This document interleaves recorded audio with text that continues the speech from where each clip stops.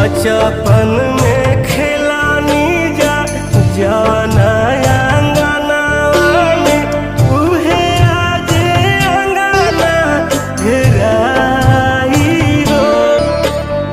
भाई से भाई के टूटी गईल नैया के करा में रही है बाबू माई हो।